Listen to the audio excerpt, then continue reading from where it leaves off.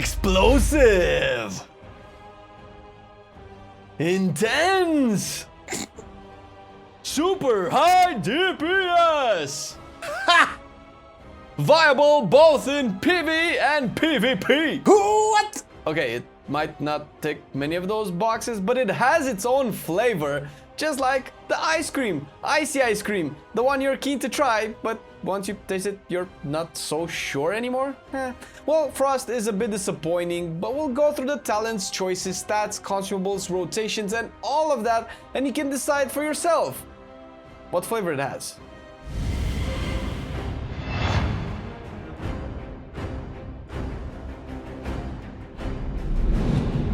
We do guides for all specs and we only just started, so if you like our content, consider subscribing and enabling those notifications. It helps the channel out and of course, lets us know you like our stuff. And hey, we like you for liking Frost Mage. Now let's see what there's to discuss about the spec. Not much? Shut up. Frost comes with the kind gesture of allowing you to actually pick from multiple options when it comes to talents, according to the fight you're involved in, at the very least.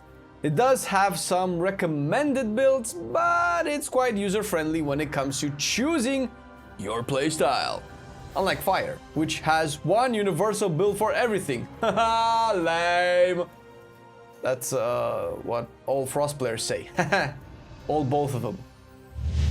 On the first row, you want to pick Lonely Winter because it accomplishes what we are most interested in as Frost Mages, buffing Iceland.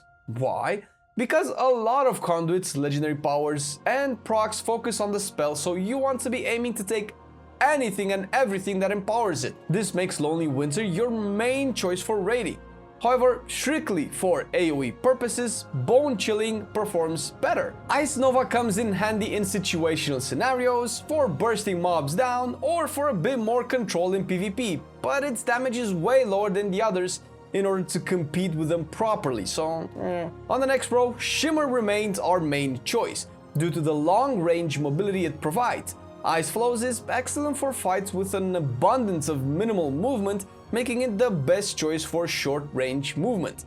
However, Frost already has a lot of instant cast spells, all the procs, so we would still go with Shimmer. Nonetheless, choice is yours. Third row brings very good options like Rune of Power and Incanter's Flow, which are fairly equal. The sim gods are saying that Incanter's Flow would be the go-to option for a purely single target fight, being entirely passive, but Rune takes the lead in multi-target scenarios. Focus Magic can become your best choice if you can swap it with another mage, since it provides a passive 5% crit that adds up towards your 33% shatter cap. All in all, the best overall option remains Rune. And that's mostly because burst damage is always preferred to high consistent damage due to how raid boss phases go, and sometimes you just want to burst that mythic plus pack down. Rune of Power. Next up, we see Ice Lance in the tooltip, we click. Chain Reaction is the best choice for single target and cleave fights as it buffs our beautiful lance. The other two options simply perform worse, so we stick to buffing the carry. Take it as a normal passive and don't bother trying to play around the procs. Fifth row is a free choice for PvE scenarios, so you can pretty much go with anything here depending on your encounter. Frigid Winds would be recommended as an overall choice to help with ad control. Tier 6 brings another Ice Lance buff. Splitting Ice is the main choice for raiding, single target and cleave fights, since it makes your Ice Lance not only stronger but even deals 65% of its damage to a second target as well. Meanwhile, Freezing Rain becomes pretty awesome in high mythic keys and sustained AoE damage, making your Blizzard instant cast and empowering it by a solid 60%. God damn it, it's raining ice, it's so cool. Finally, Thermal Void is the best option on the last row. Why? Well, 10 more seconds on Icy Veins, which increases haste, which in turn makes your GCD lower, which makes Ice Lance even juicier. The other options don't even care about our king Ice Lance, so we don't care about them either. Nah, there.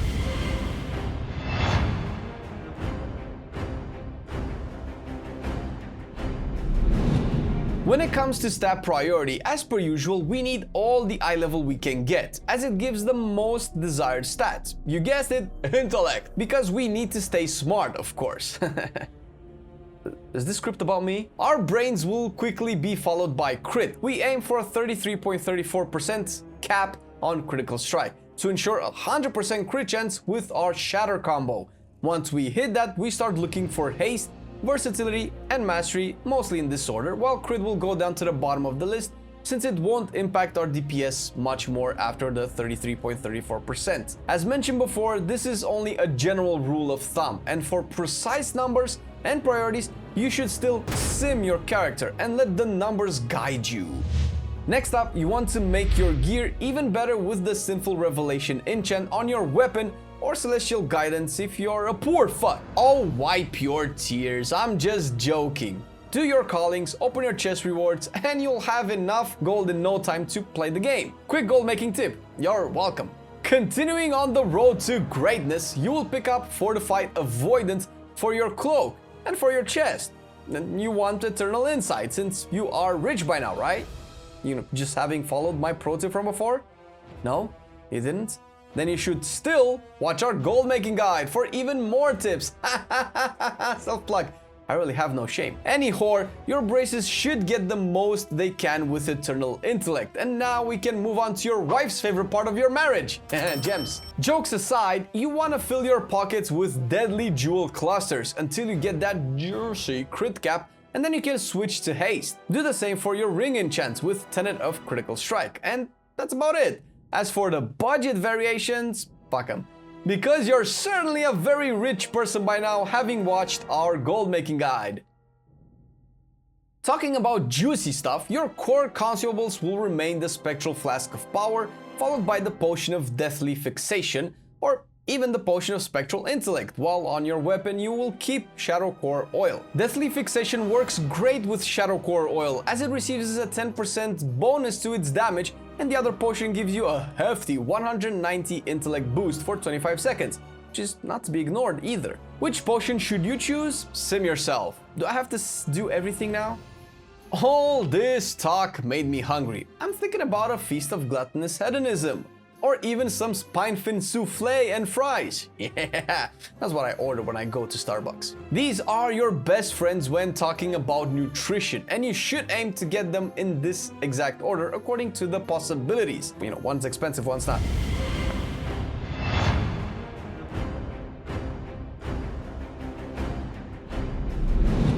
Covenants have different pros and cons, and they can all be fun one way or another. But you're not here for fun, are you? You are here to dominate and prove to your friends that you are raising their group's reputation. This being said, you will go Venthyr, pick Nadia's hand, and enjoy the DPS increase you will get from Mirrors of Torment, which guarantees 3 procs of Brain Freeze. With each of these, you instant flurry into 2 Ice Lances for maximum value, then you can laugh at your friends, who'll most likely still be ahead in DPS because they're playing Hunters and Boomkins, because that's the type of friends you have. Now, to give you the impression that you have more options when it comes to Covenants, you could also go Night Fae if you're mostly doing low keys and want to smash the AoEs even harder. As for Conduits, you will use Icy Propulsion as your BIS because it reduces your Icy Veins cooldown for every crit you're gonna do. Pretty cool, I know. Cool. Get it? How am I still single? Ice Bite is the next best choice since it increases your lance damage even more. And as you remember, we pick everything that says Ice Lance. Straightforward. And finally, Dauntless Duelist makes you deal 3% more damage to the first target hit in combat, and they deal 1.5% less to you. On bosses, this will make your mediocre DPS get to the next level. New Mediocre Plus. Great success. Great success.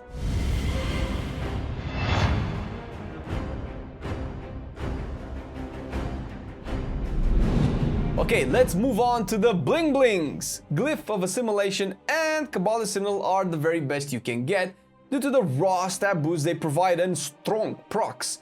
255 crit every minute. Nuts! And for every person in your group that has the same trinket, this procs value will be increased by 5%. I know what you're thinking. You can get to double it with like 100%, 5%. 7 people or so, no?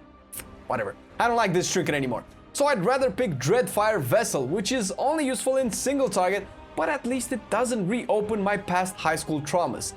Maths. Legendaries, baby! There are 2 big tasty ones, just like I like them.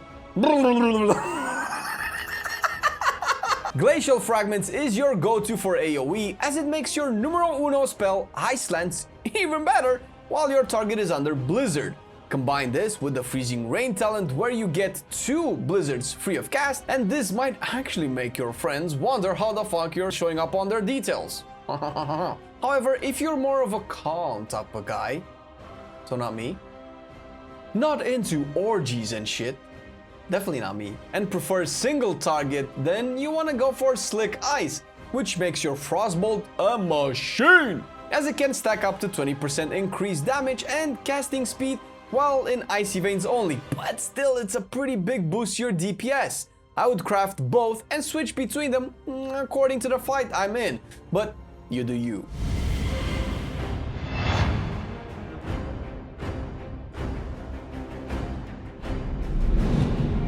Generally, what you want to do is pretty much spam Frostbolt until you get a proc. Fingers of Frost will make Ice Lance deal damage as if the target is frozen, while Brain Freeze allows you to flurry instantly and follow up with 2 Ice Lances that will also have increased crit chance up to 100% depending on your actual crit level. And that is called the Shatter combo. Shatter combo means taking a Frost spell, which is usually Frostbolt in this scenario, and shattering it, meaning it will deal 100% crit chance. Once you have the Brain Freeze proc, you start casting a Frostbolt. As soon as it's done, you fire the Flurry and then 2 Ice Lances, and they will all be crits if you have 33.34% crit chance. Now for more specific scenarios. In the opener, pre-cast a Frostbolt 2 seconds before the pool. Activate Icy Veins and your trinket and use your potion. Then cast Frozen Orb and follow one of the priorities that we're going to showcase next. For single target, the priority you're looking for is as follows, with the top being Icy Veins, and after that cast Rune of Power once the Icy Veins version goes away. Use Ice Lance whenever you have Fingers of Frost, or if there are charges of Winter's Chill on the target. When you get Brain Freeze, start casting a Frostbolt first and then quickly follow it up with Flurry and 2 Ice Lances for maximum dam. Shatter combo. Use Frozen Orb next, cast Mirrors of Torment, and for these Brain Freeze procs, just ignore the Frostbolt cast and go straight for Flurry and 2 Ice Lances, as you do not have time to get the maximum value otherwise. If you're Night Fae, use Shifting Power for some more damage and cooldown reduction. Cast Frostbolt at the end as a filler. When it comes to AoE, you will want to prioritize like this. Icy Veins still first, cast Rune of Power after the one from Icy Veins fades, use Frozen Orb next, cast Blizzard, use Flurry when Brain Freeze procs are active, use Ice Lance with Fingers of Frost, cast Mirrors of Torment or Shifting Power according to your chosen covenant, use Arcane Explosion if above 30% mana, cast Frostbolt to fill it up. That would be it as an overall basic rotation and priority for your Frost Mage. It may not be as bursty and explosive as its Fire brother, but the Frost Mage can be quite fun and has a fun playstyle, and if you want a more control-y build, then you should definitely give it a try. I'd like to also extend a big thank you to Malone for helping out with feedback on this guide and for his awesome attitude and contribution to the community. You can check him out on the Alter Time Discord, and if you're looking for more in-depth information, take a look at his Wowhead guide as he explains everything more thoroughly. Thank you to our patrons for supporting the video. We love you guys, and as always, if you want to support us a little bit more, dear viewer, our Patreon link is down below. It's not required, but definitely appreciate it. We are grateful. Thank you for watching the video. Hope you enjoyed it. Catch us on stream at twitch.tv/MarcelianOnline, where we stream 5 days a week, and we stream all of these specs. See you next time. I've been loving it then, I still love it now. Still, I play WoW. Still, I play WoW. Getting better every day, let me show you how. Cause still, I play WoW. Still, I play WoW. It's getting harder to stay, but at the end of the day, it's a guilty pleasure, so just log in and play. Whether it's classic or retail, I'ma do a /bow. Still, I play WoW.